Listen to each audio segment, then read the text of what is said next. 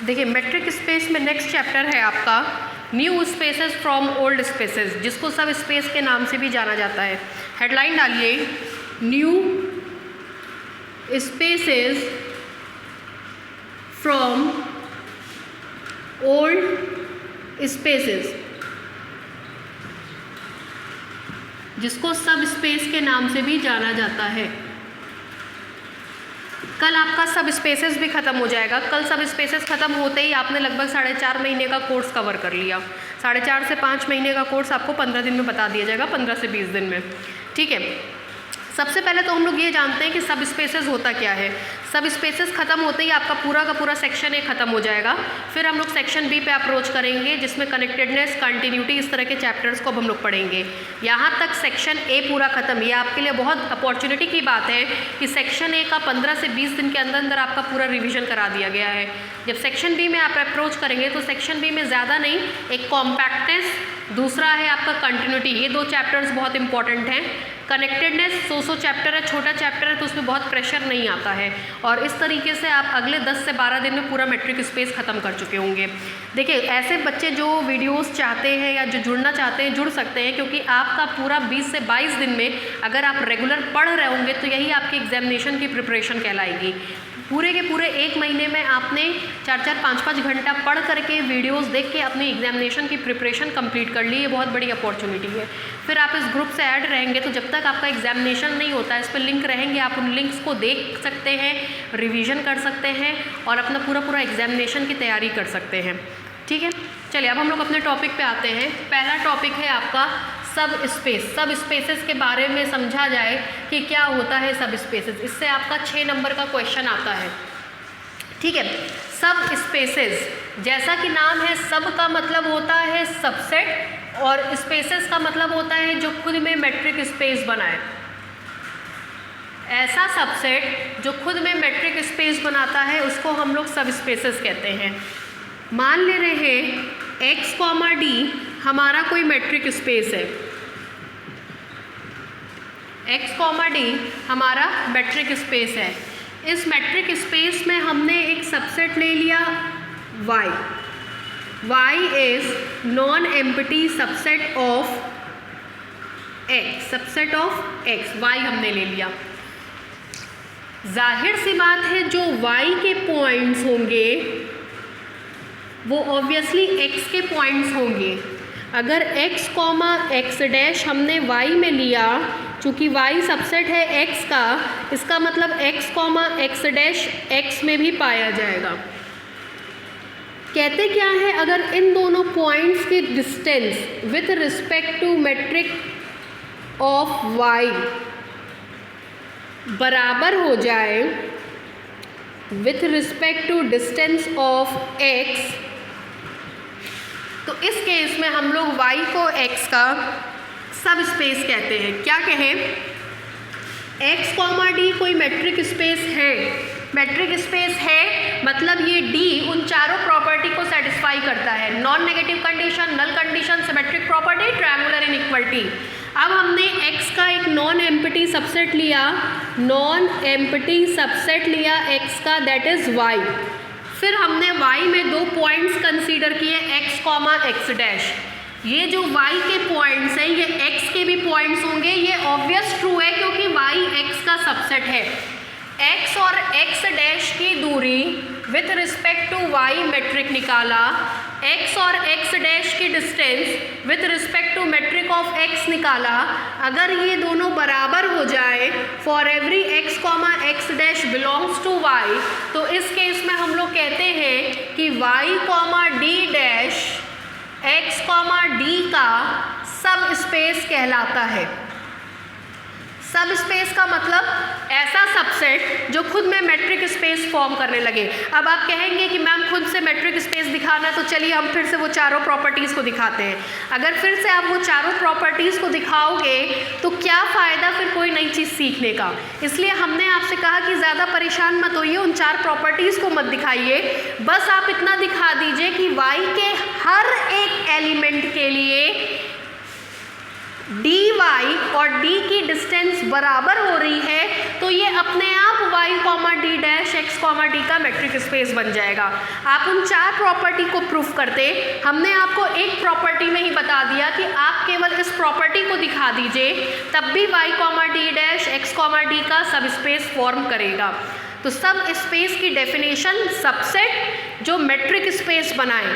Metric space दिखाने के लिए you should never do that 4 properties. आप केवल क्या करिएगा कि ये कंडीशन दिखा दीजिएगा कि y में किन्हीं 2 पॉइंट्स के बीच की दूरी जैसा कि dy के रिस्पेक्ट में है वैसा d के रिस्पेक्ट में है, तो आपका y comma D dash x comma d का मेट्रिक स्पेस कहलाएगा।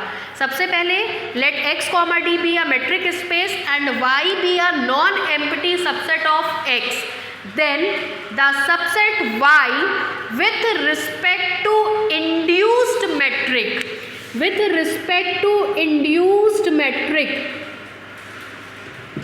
inherited metric d डैश को हम इंड्यूस्ड मैट्रिक या इनहेरिटेड मैट्रिक कहते हैं। क्यों? इंड्यूस्ड का मतलब होता है जन्म होना।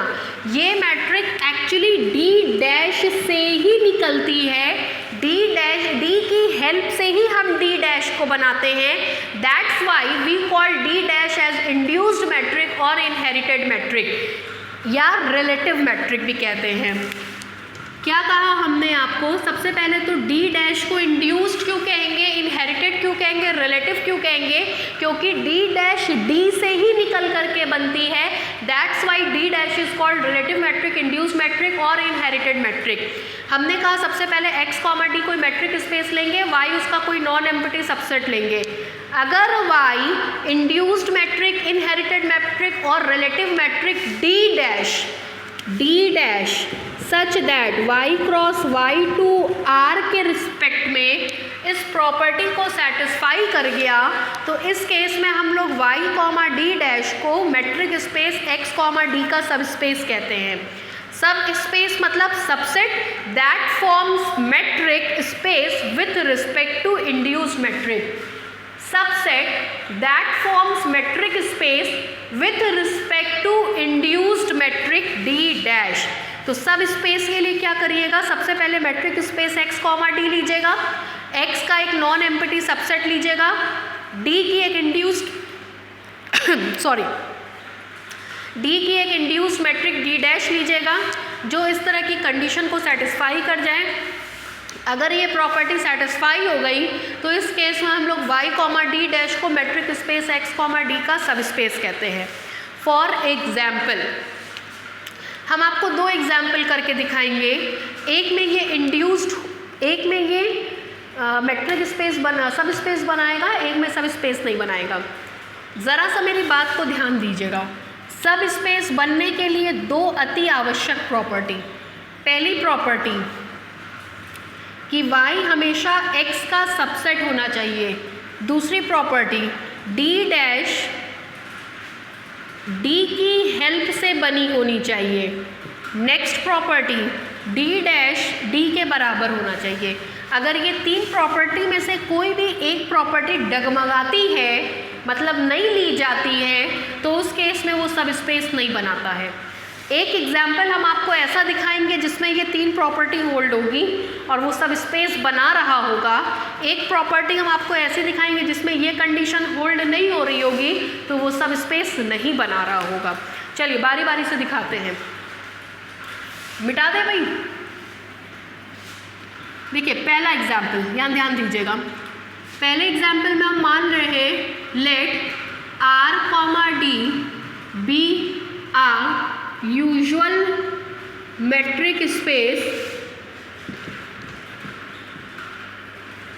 let R comma D be a usual metric space and y is equal to closed interval 0,1 is subset of R। जाहिर सी बात है y किसका सबसेट होगा? R का, मतलब ये पहली प्रॉपर्टी होल्ड हो गई। Let d such that y cross y2 r defined by, अब हम d डैश को डिफाइन कर रहे हैं। मान ले रहे हैं d dash x comma Y is equal to mod x minus y for every x comma y, D dash किस पे डिफाइन है, वाई पे, तो एलिमेंट भी किसका लेंगे, वाई का। यहाँ पे हमने आपको पता are comma D usual metric space है, तो इसकी वैल्यू भी होती है मॉड एक्स माइनस वाई, और इसकी वैल्यू भी हमने ले ली मॉड एक्स माइनस वाई। मतलब इन दोनों का आपस में कोई ना कोई इंटरकनेक्शन है। इंटरकनेक्शन ये है कि दोनों वैल्यूज़ क्या आ रही है, सेम, इंटरकनेक्टेड है, मतलब डी की हेल्प से डी डैश को बनाया गया है। देन क्लियरली दोनों का RHS बराबर है तो LHS भी बराबर होगा, d x Y is equal to d dash x y, किसके लिए, y में पाए जाने वाले सारे एलिमेंट्स के लिए। थर्ड प्रॉपर्टी होल्ड कर रही है, इसका मतलब hence y comma D dash is subspace of metric space R comma d. दूसरी प्रॉपर्टी, इस एग्जाम्पल में ये कंडीशन होल्ड थी, ये कंडीशन होल्ड थी, ये कंडीशन होल्ड हुई, मतलब वो सब स्पेस बना दिया। नेक्स्ट प्रॉपर्टी अब हम आपको दिखा रहे हैं। नेक्स्ट प्रॉपर्टी में दो बिल्कुल अलग अलग चीज़ें लेंगे। मान लेंगे let r comma d be a usual metric space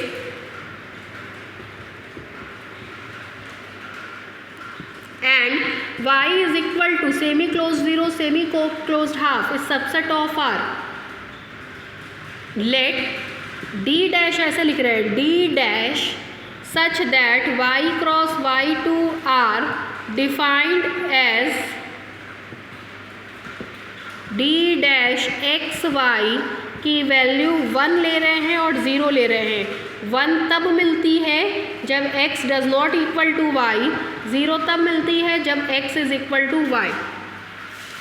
आगे मेंशन कर दीजिए for every x comma y belongs to y, मतलब एक हमने यूजुअल मैट्रिक स्पेस लिया है, दूसरा हमने यूजुअल ना लेकर के डिस्क्रीट मैट्रिक स्पेस लिया है। दैट मीन्स d और d डैश के बीच में नो कनेक्शन।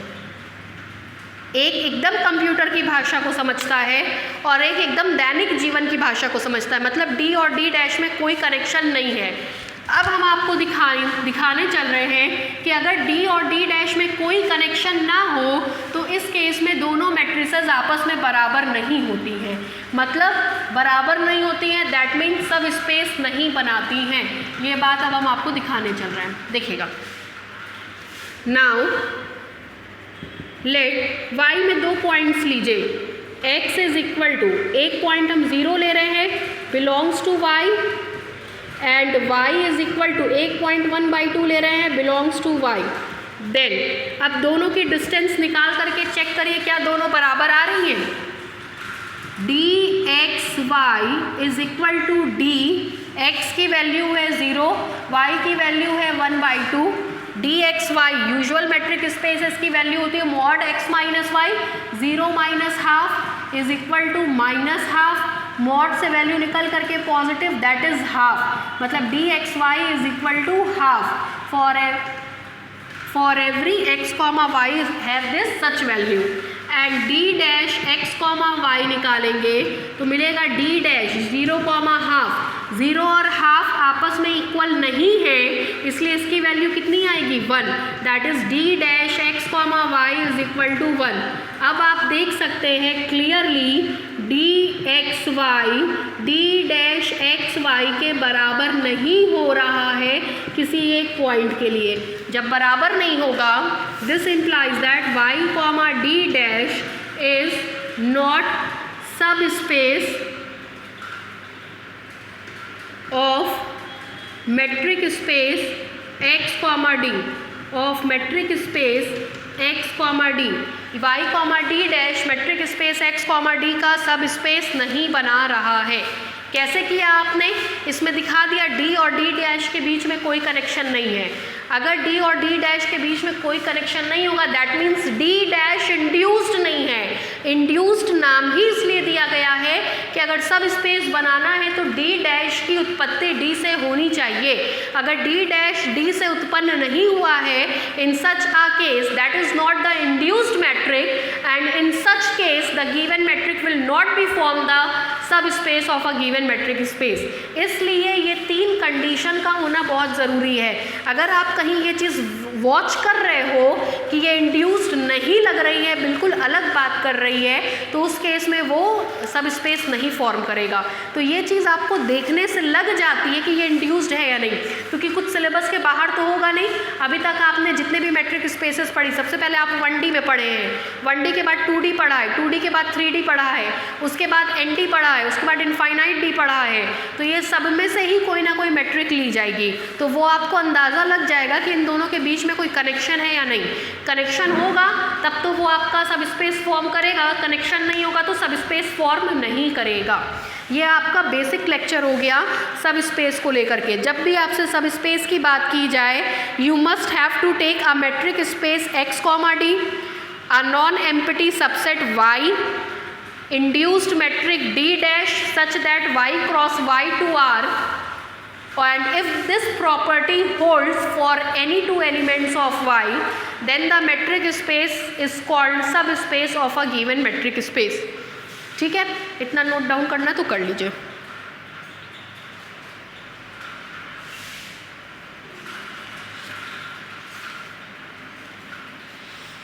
कल आपका ये पूरा का पूरा फर्स्ट सेक्शन ख़त्म हो जाएगा। आप ऐसे सोचिए, अभी ऐसे बहुत से कोचिंग सेंटर्स हैं जहाँ कोर्स ही नहीं कंप्लीट हुआ, आपका रिवीजन उसी बीच शुरू हुआ, रिवीजन उसी बीच ख़त्म हो रहा है। ये आपके लिए बहुत बड़ी अपॉर्चुनिटी की बात है। ठीक है, केवल जितना आपको वीडियोस दी गई है उतना पढ़ लीजिए।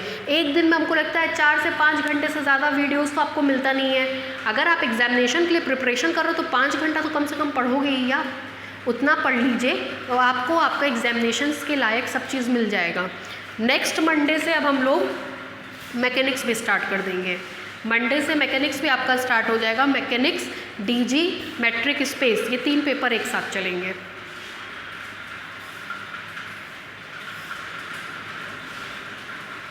चलिए नेक्स्ट एक थ्योरम लिखिए, लगा लीजिए, इंपॉर्टेंट, कई साल पूछा गया है। देखिए, show that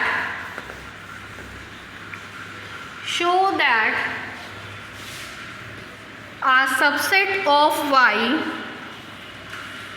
show that a subset of Y, that is capital Y, show that a subset of Y which is open in X, show that a subset of Y which is open in X,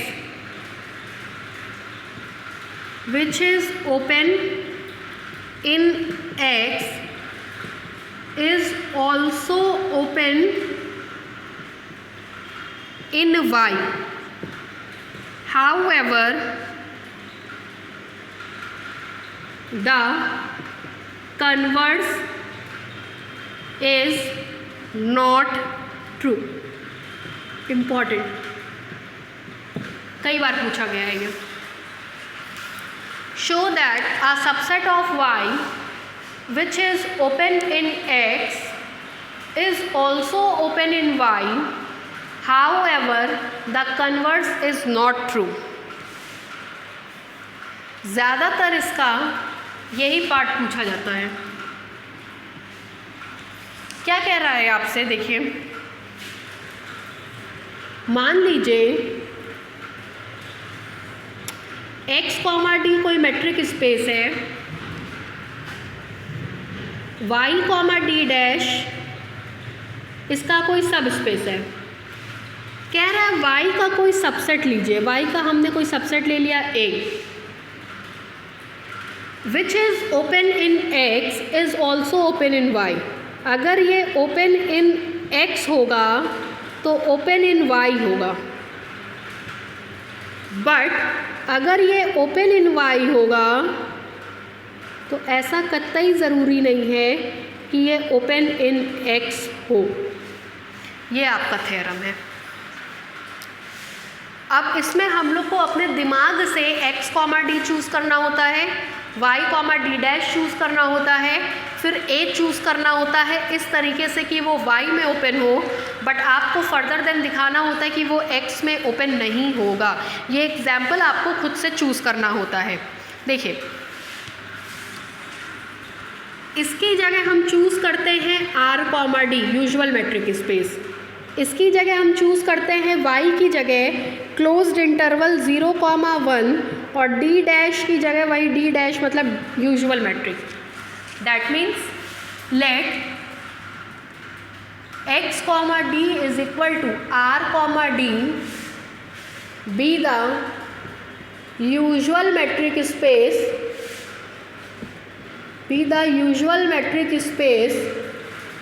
and y is equal to closed interval 0,1 is subset of R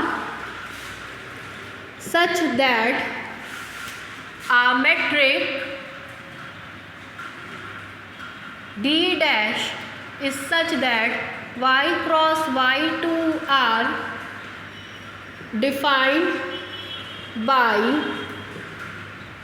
D dash x, y is equal to mod x minus y for every x, y belongs to y। यह भी हमने आपको दिखाया था कि इस case में ये सब स्पेस बनाता है। Then y is equal to closed interval 0,1, d dash forms a subspace of metric space R, D। ठीक है, अब क्या करिए, कोई सबसेट A लीजिए। Let A is equal to closed half is subset of Y। Proof करके दिखाइए कि A Y में ओपन है लेकिन A X में ओपन नहीं होगा। चलिए अब समझ लीजिए क्या होता है। अगर पहले तो ये ओपन है या नहीं इस बात को समझिए। अगर ये ओपन होगा तो इसका हर एक पॉइंट इसका इंटीरियर पॉइंट, हर एक पॉइंट इंटीरियर पॉइंट।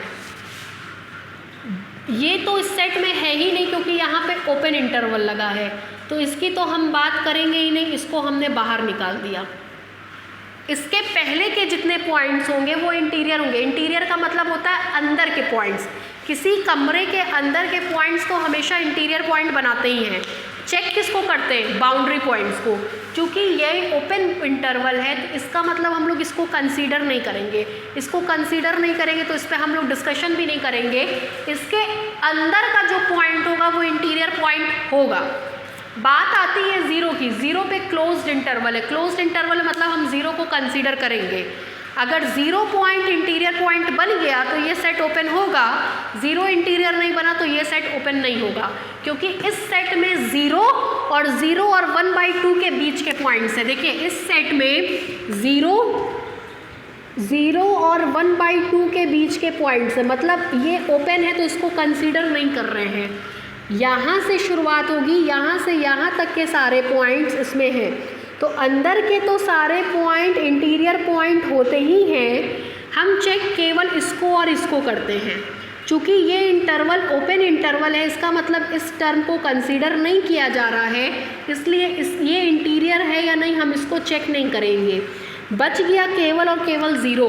ज़ीरो पे क्लोज्ड इंटरवल है, ज़ीरो को कंसीडर किया जा रहा है, इसलिए हम केवल ज़ीरो पे डिस्कशन करेंगे कि ज़ीरो इंटीरियर पॉइंट होगा या नहीं।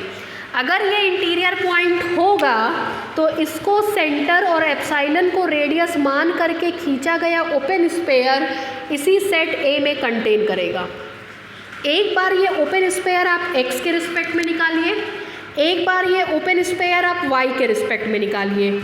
अगर ये कंटेन कर गया तो ज़ीरो ए का इंटीरियर पॉइंट होगा with respect to metric y, और इस केस में a ओपन होगा y में।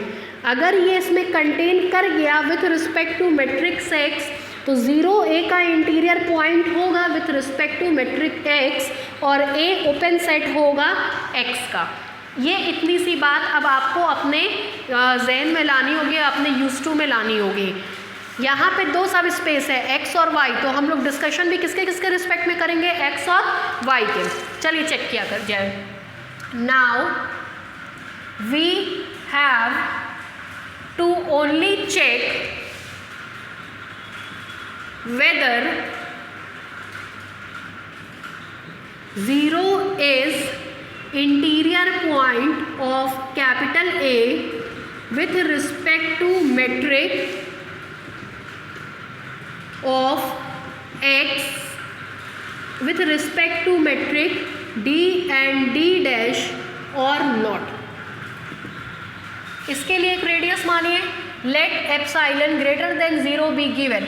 आपको हमने कई बार कहा है रेडियस छोटे से छोटे लीजिए, एप्साइलन से छोटा कुछ और नहीं होगा।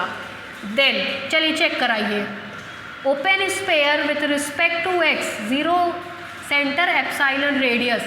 कहते हैं इसमें स्पेस के सारे पॉइंट्स आएंगे जिनकी डिस्टेंस सेंटर से निकाली जाए तो रेडियस से छोटी होगी।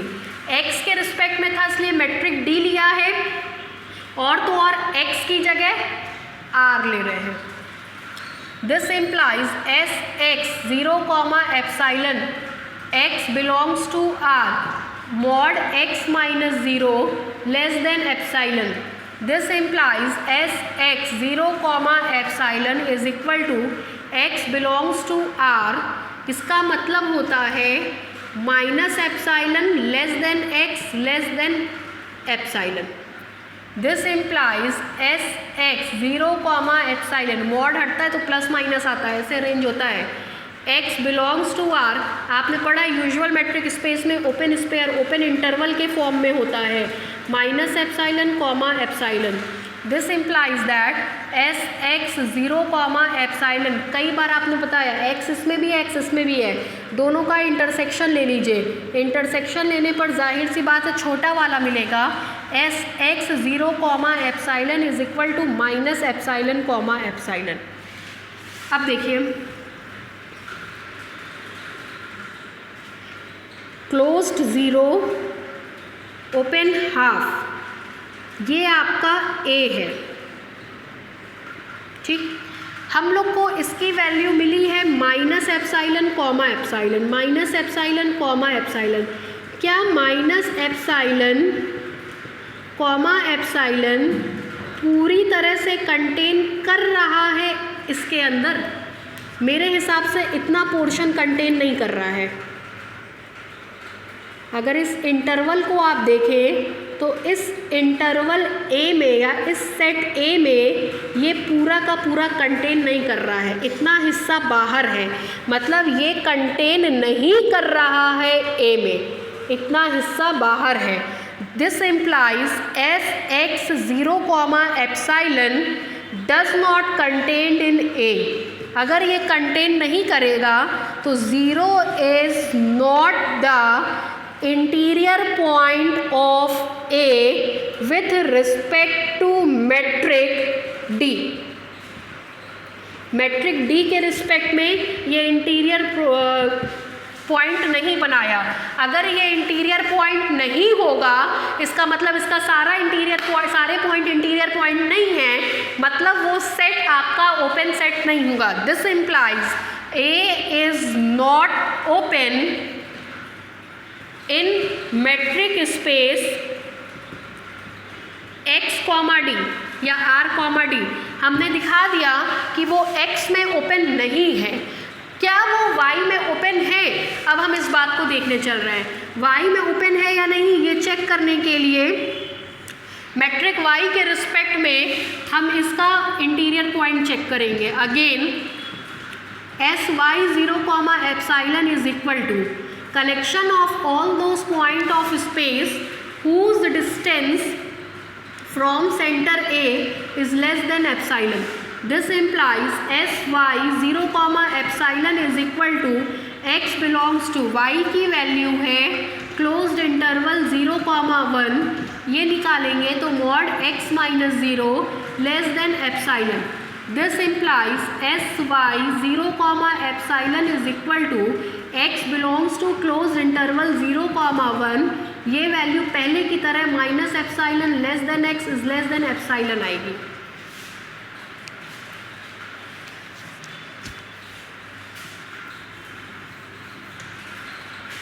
This implies S Y 0 comma epsilon is equal to x belongs to closed interval 0 comma 1, x belongs to open minus इतना.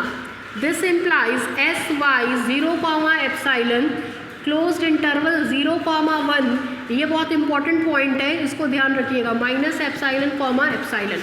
चलिए रियल नंबर लाइन पे डिस्कस किया जाए. अब रियल नंबर लाइन पे हम लोग क्या करेंगे, ये रही हमारी रियल नंबर लाइन. कह रहा है क्लोज्ड इंटरवल 0 कॉमा 1, ये हमारा y की वैल्यू है, और माइनस एप्साइलन कॉमा एप्साइलन ये हमारी इसकी वैल्यू. दोनों का इंटरसेक्शन लीजिए, एक को डॉटेड से बना दिया, दूसरे को इस तरह की लाइन से बना दिया. कॉमन का मतलब होता है डॉट और स्लैंट लाइन दोनों जहाँ पाई जाए. यहाँ दोनों नहीं पाया जा रहा, यहाँ दोनों नहीं पाया जा रहा, केवल इस सेक्शन में दोनों पाया जा रहा है. This implies S Y 0 comma epsilon is equal to 0 पे क्लोज्ड, एप्साइलन पे हाफ. मतलब इसकी वैल्यू ये आई, चूँकि 1/2 यहाँ से यहाँ तक a है आपका, और आप देख रहे हैं a के अंदर ही ये सेट कंटेन कर रहा है, इसका मतलब ये कहाँ कंटेन करेगा, a में. This implies S Y 0 comma epsilon is contained in a, ये a में कंटेन कर गया. इसका मतलब this implies 0 is interior point of a with respect to metric d dash. This implies a is open in y comma d dash. y में open है, x में open नहीं है, ये पार्ट हमने प्रूफ कर दिया. उतार लीजिए इतना.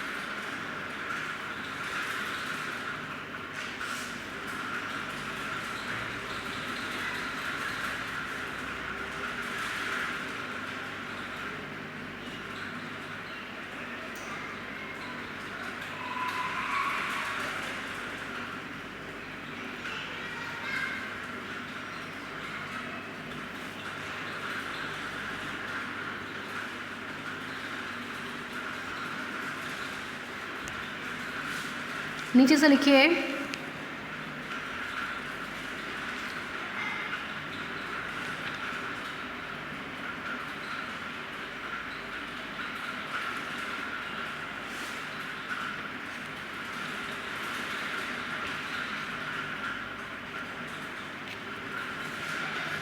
देखिए, thus we have shown that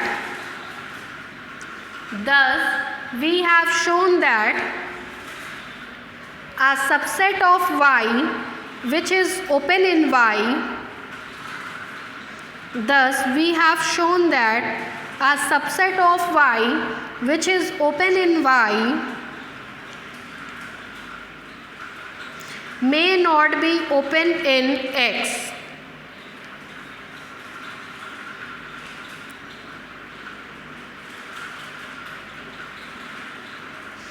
May not be open in x. ठीक है. अब सेकेंड पार्ट में हम क्या करेंगे कि एक ऐसा एग्जाम्पल लेंगे जो एक्स में ओपन हो. एक्स का मतलब usual metric space. Usual metric space में open interval is an open set. लिखिए, conversely let a is equal to open interval 0,1 b subset of Y.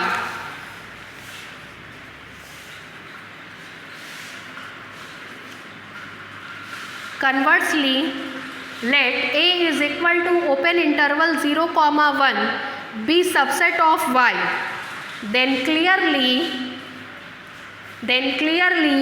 usual metric space में open square, open interval is an open set, then clearly A is open in X, then clearly A is open in X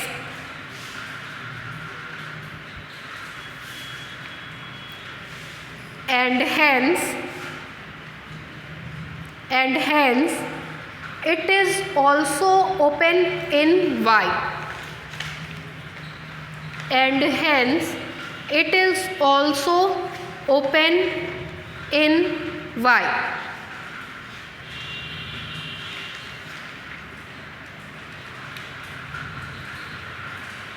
ठीक है, next लिखिए,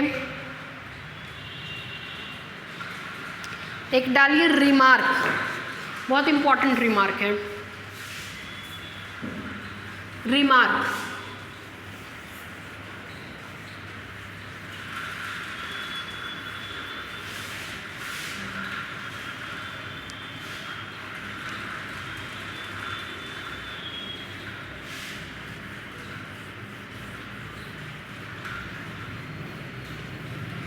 देखिए remark में क्या है,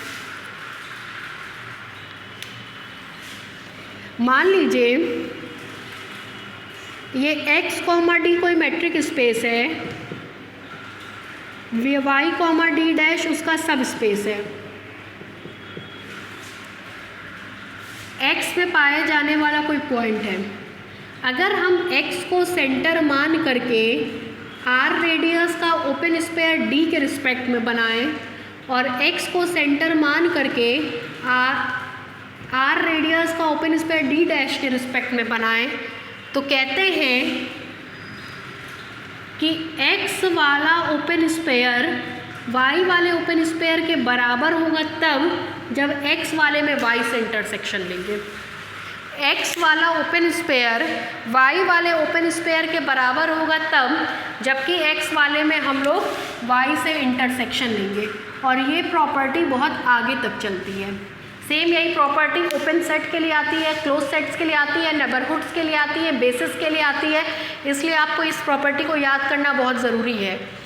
x वाले में y से इंटरसेक्शन लेने पर y वाला मिलता है, x वाले में y से इंटरसेक्शन लेने पर y वाला मिलता है, x वाले में y से इंटरसेक्शन लेने पर y वाला मिलता है। ये प्रॉपर्टी आपको याद करनी पड़ेगी, ठीक है, इसको लिख लीजिएगा। Let x, d be a metric space, let x, d be a metric space and y, d dash be its subspace, and y, d dash be its subspace, then for every small x belongs to capital Y, then for every small x belongs to capital Y, comma we have, उतारिए।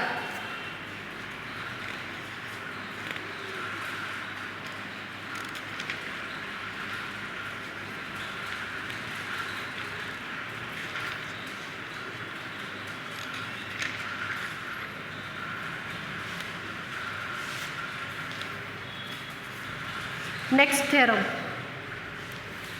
लिखिए, let y be a subspace, let y be a subspace of a metric space capital X, let y be a subspace, let y be a subspace of a metric space capital X and E is subset of Y, then prove that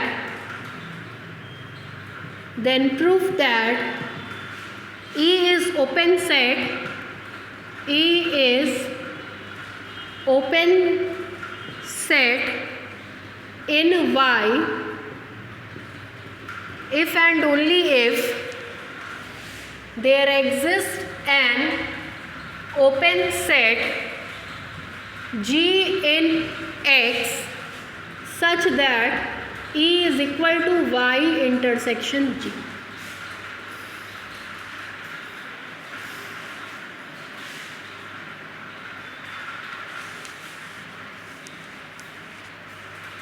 देखिए क्या कह रहा है आपसे,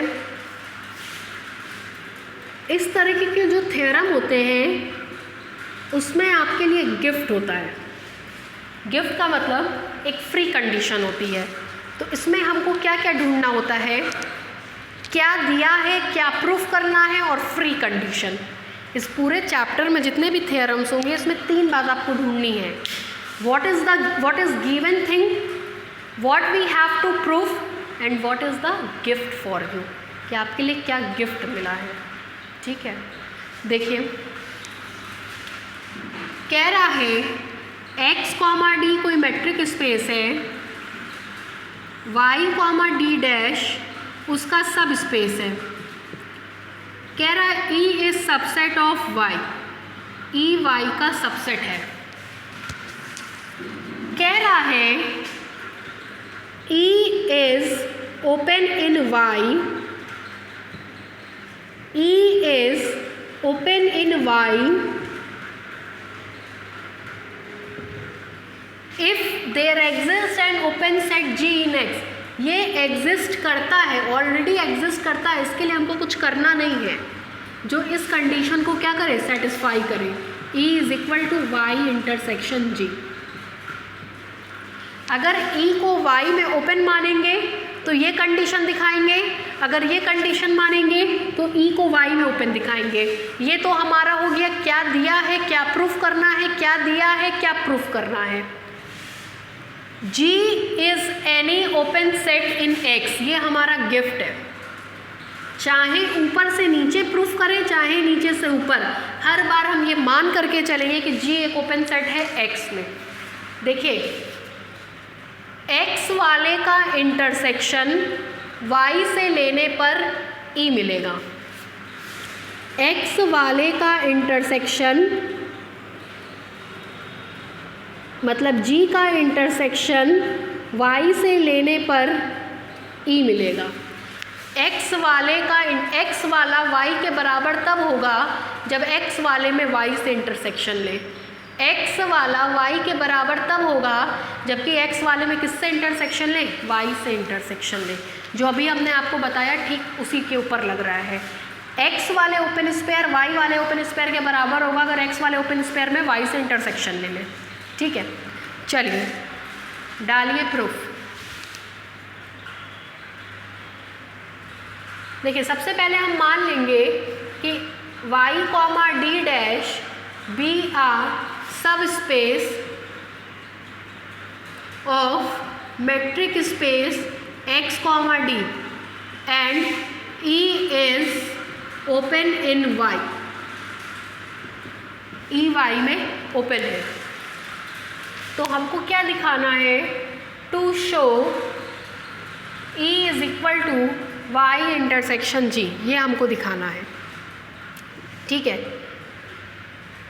देखिए E कहाँ open है, Y में, तो E का हर एक पॉइंट उसका इंटीरियर पॉइंट मान लेंगे। Let X belongs to E, then X E का कैसा पॉइंट होगा, interior point. This implies there exist Rx greater than 0, Rx belongs to R such that X को सेंटर Rx को रेडियस मान करके खींचा गया ओपन स्पेयर कहाँ ओपन है, Y में, इज कंटेन्ड इन E। इसको मान लीजिए 1। फिर देखिए एक थ्योरम पढ़ाए थे आपको, since E is open set in Y, आपने कहा था each and every open set can be written as union of open spheres. अगर ये Y में ओपन है तो Y में जितने भी ओपन स्पेयर्स होंगे उनके यूनियन के फॉर्म में E को लिखा जा सकता है। Since E is open in Y, therefore E is the union of open spares in Y. This implies E is equal to union of open spares for every x belongs to E. किसके respect में? Y के respect में। इसको मान लीजिए equation number 2। फिर देखिए, just अभी पीछे आपने पढ़ा कि x वाला ओपन स्पेयर Y वाले ओपन स्पेयर के बराबर होगा तब जबकि इसमें Y से इंटरसेक्शन ले लिया जाए। This implies E is equal to union x belongs to E, S Y की जगह Y intersection S X X comma R X लेंगे। This implies E is equal to union किस पे लगेगा? x पे। जहाँ जहाँ x है वहाँ वहाँ यूनियन जाएगा, जहाँ जहाँ x नहीं वहाँ यूनियन नहीं जाएगा। यहाँ x नहीं लिखा है, इसको बाहर कर देंगे इसके साथ तो मिलेगा union S X X comma R X, एक्स बिलोंग्स टू E।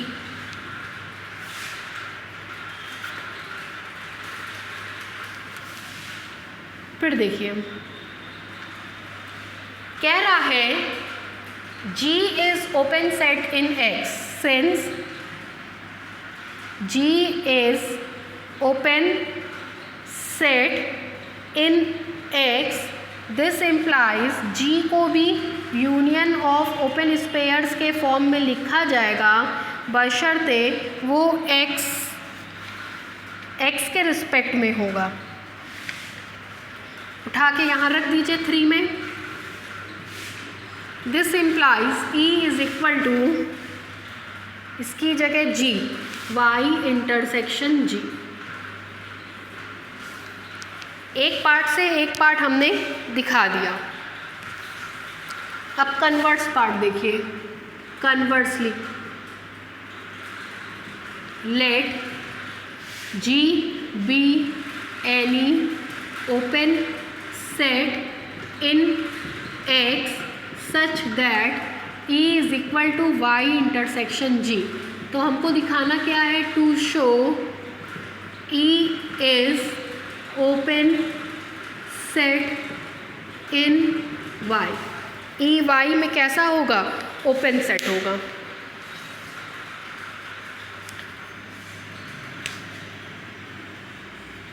E को ओपन दिखाने का मतलब E का हर एक पॉइंट उसका interior point. Let X belongs to E be any arbitrary point. This implies X belongs to E की जगह Y intersection G. This implies X belongs to Y and X belongs to G. Since X belongs to G और G कैसा set है? G is any open set, तो उसका हर एक point उसका interior point. This implies there exist R greater than 0, R belongs to R such that X को centre R को रेडियस मान करके खींचा गया ओपन स्पेयर G में कंटेन कर जाएगा। This implies that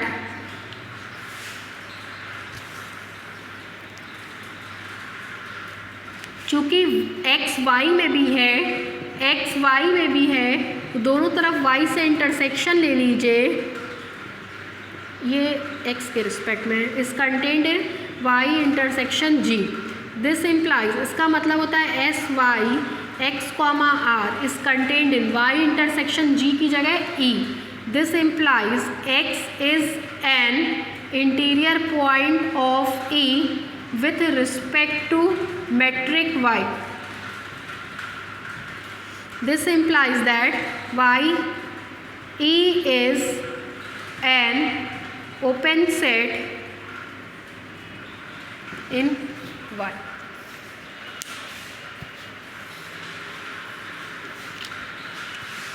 उतारिए।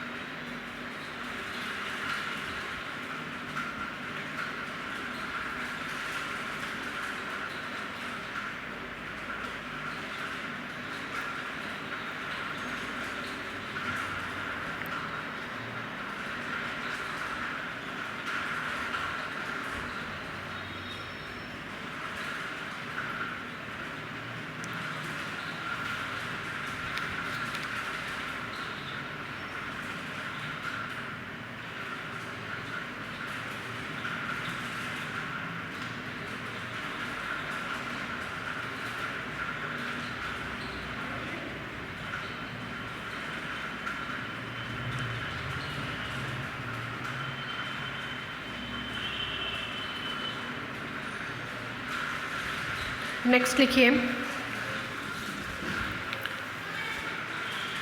सेम ऐसे ही थ्योरम और लिखिए, लेट वाई बी अ सब space,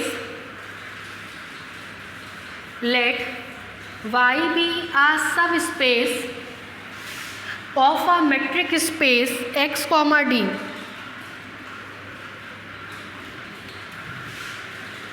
Let y be a subspace of a metric space x comma d and E is subset of y, and E is subset of y. Then prove that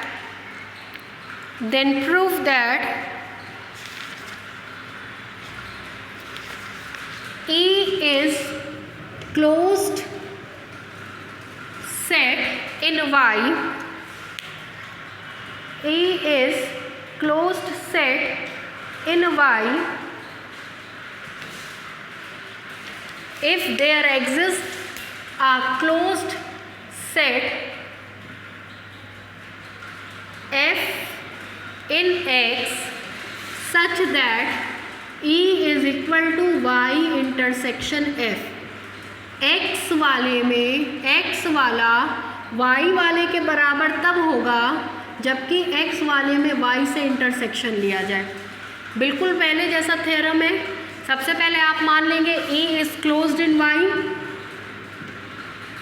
E is closed in y, और proof करके दिखाएंगे E is equal to Y intersection F। ये आपका gift है, ये चाहे आप up to down जाएं चाहे डाउन टू अप, ये कंडीशन हमेशा होल्ड करेगी कि F कैसा क्लोज सेट होगा, X का क्लोज सेट हमेशा एग्जिस्ट करेगा। ठीक है, देखिए सबसे पहले जैसे पहले आपने किया वैसे ही करेंगे। मान लेंगे let y comma D dash be a subspace of metric space x comma D and E is subset of y। फिर मान लीजिए पहली condition, let E is closed set in y। To show, ऐसे case में आपको दिखाना है E is equal to Y intersection F where F is closed set in X। ये आपका पूरा थ्योरम का पिक्चर था। जैसे पीछे आपको थ्योरम का पहले पूरा पिक्चर क्लियरिफाई किया गया, वैसे ही यहाँ पे पहले आपको पिक्चर समझना ज़रूरी है कि थ्योरम में क्या क्या चीज़ें गिवन है, क्या क्या आपसे पूछ रहा है, क्या क्या दिया गया है। पूरा पिक्चर आपके सामने क्लियर कर दिया गया है थ्योरम का। अब हम लोग इस थ्योरम को प्रूफ करेंगे। देखिए, since E is closed set in Y, E Y में क्लोज सेट है। आपको पता है किसी भी सेट का कॉम्प्लीमेंट, क्लोज सेट का कॉम्प्लीमेंट ओपन होता है, इज एन ओपन सेट। ये Y में क्लोज्ड है तो जाहिर सी बात है ये Y में ओपन होगा। पीछे आपने एक थ्योरम पढ़ा था कि अगर E Y में ओपन सेट है, this implies there exist an open set G in X such that X वाला Y वाले के बराबर होगा बशर्ते X वाले में Y से इंटरसेक्शन लेंगे। दिस इम्प्लाइज दैट ये E का कॉम्प्लीमेंट है, E कहाँ का सबसेट है, Y का, तो ये कॉम्प्लीमेंट भी किसके रिस्पेक्ट में होगा, Y के।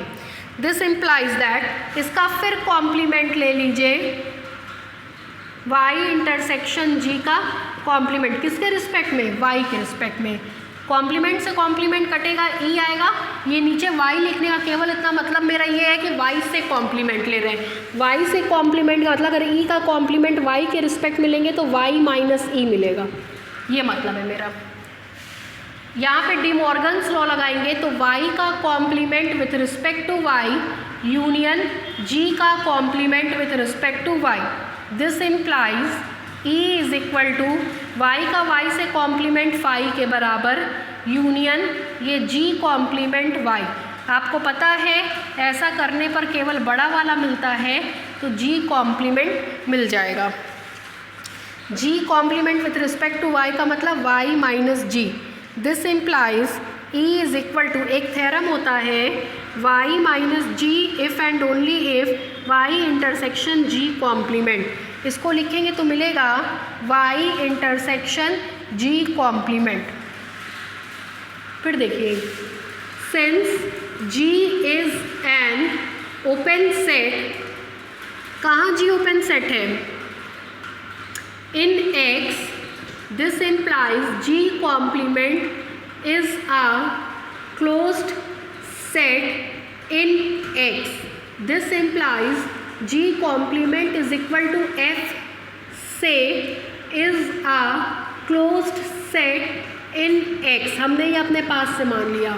देन इस कंडीशन में आपको मिलेगा E is equal to Y intersection g complement की जगह f, जहाँ f कोई भी क्लोज सेट होगा, where f is any close set in x। एक पार्ट आपने प्रूफ कर दिया, कन्वर्स पार्ट पे आएंगे।